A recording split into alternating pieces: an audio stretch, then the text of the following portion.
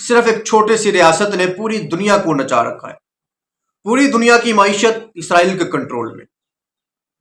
پوری دنیا کی سیاست براہ راستہ ہو یا بالراستہ ہو اسرائیل کے کنٹرول میں. خاندانی کلچر بالکل تباہ.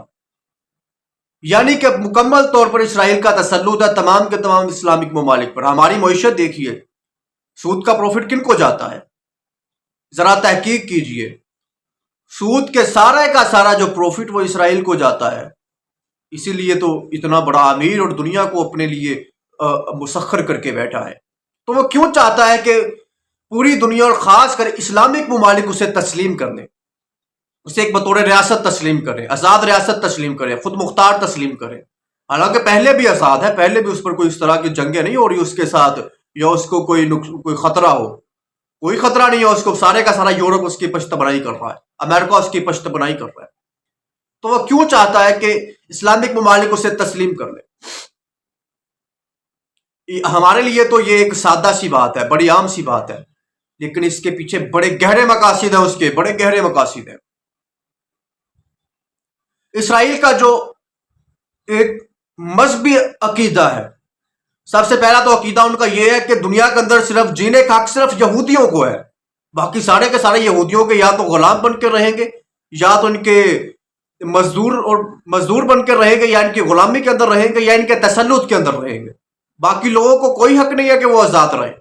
دنیا کے اندر آزاد صرف رہنے کا حق صرف یہودیوں کو ہے. ان کی مذہبی کتابوں کے اندر یہ درج تک ہے.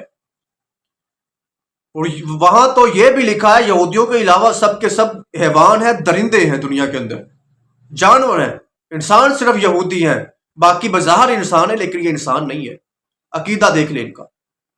دوسرا ان کا مذہبی عقیدہ یہ ہے، اسرائیل نہر فرات سے لے کر نہر نیل تک یہ سارے کا سارا رقبہ جو اسرائیل کی ملکیت ہے، اور یہاں پر اسرائیل قبضہ کرے گا. اور یہ آپ ان کے جھنڈے کے اندر جو آپ کو دو لینیں نظر آتی ہیں، ایک بلیو کلر کی وہ جو نیل کی نشاندہی کر رہی ہے، اور ایک لائن جو وہ فرات کی نشاندہی کر رہی ہے. یعنی کہ اتنا رقبہ جو ہے وہ اسرائیل کا ہے. اسرائیل اسے قبضے میں لے گا، وہ جس طرح سے بھی لے. اور غزہ تو تقریباً فلسطین کے اوپر جو اس نے 95% تک قبضہ کر لیا ہے. صرف 6-7% بچا ہے جو اس وقت ہمارے سامنے، جو چھوٹا سا ٹکڑا فلسطین کا. باقی سارے کا سارا اسرائیل کے قبضے کے اندر. تو اسرائیل چاہتا ہے کہ اسے دنیا تسلیم کرے. دراصل وہ اپنے اس قبضے کو، اپنے اس ظلم کو قانونی بنانا چاہتا ہے. اس وقت تو چلو اس کے لیے پھر بھی خطرہ ہے کہ کچھ ممالک کو نے اس کو تسلیم نہیں کیا تو وہ خطرہ بن سکتے ہیں. حالانکہ اس کو یہ اس بات کا بھی یقین ہے جس قدر ہم نے ان کی معیشت کو اپنے کنٹرول میں کیا، یہ ہمارے لیے خطرہ نہیں بن سکتے، یہ ہمارے لیے اب کچھ نہیں کر سکتے. ہم نے تو ان کو قرضہ دے دے کے سود ان کے اوپر اتنا ہو گیا کہ اپنے سال کا اگر بجٹ بھی ہمیں دیتے رہے تو ان کا سود نہیں ختم ہوگا. تو ہم تو ان کے کنٹرول کے اندر ہیں. کسی ملک کا، کسی ریاست کا مقروض ہونا اتنا بڑا خطرناک ہے کہ اس کا مذہب بھی خطرے میں پڑ جاتا ہے، اس کی خود مختاری اور آزادی بھی خطرے میں پڑ جاتی ہے. بظاہر تو آزاد ہے لیکن آزاد نہیں ہوتا.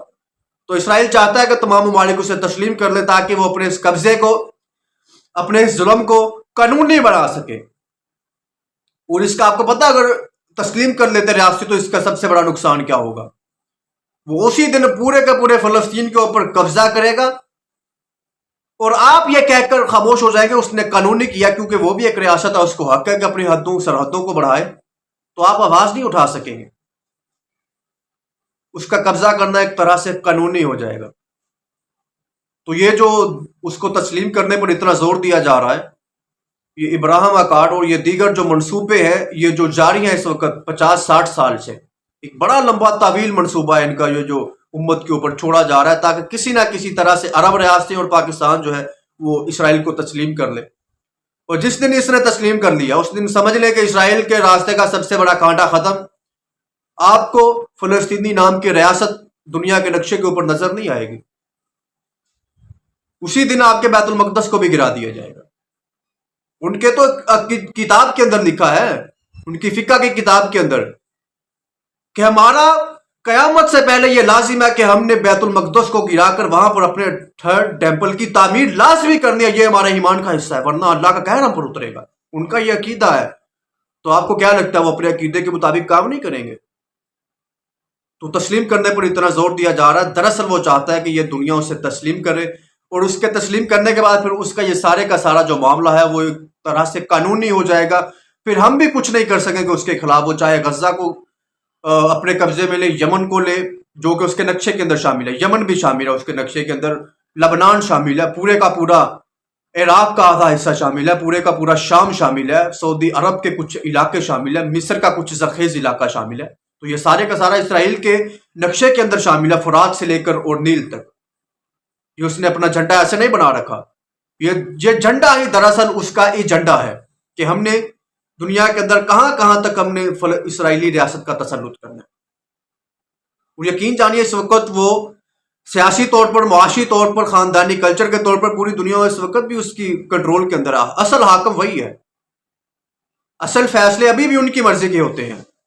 अमेरिका के फैसले अमेरिका करता है, और पीछे मास्टर माइंड जो उसको मशवरे देता है, उसको कानून बना के देता है, वो इसराइल है। तो ये जो जोर दिया जा रहा है उसको तस्लीम करने पर, तो इसके पीछे बड़े गहरे मकासद है। इसको समझने के लिए आपको पहले से वो मुताला करना होगा 50-60 साल की तारीख का, फिर आपको समझ आ जाएगी आखिर वो क्यों चाहता है कि दुनिया उसे तस्लीम कर ले, और खासकर अरब रियासतें और आलम इस्लाम।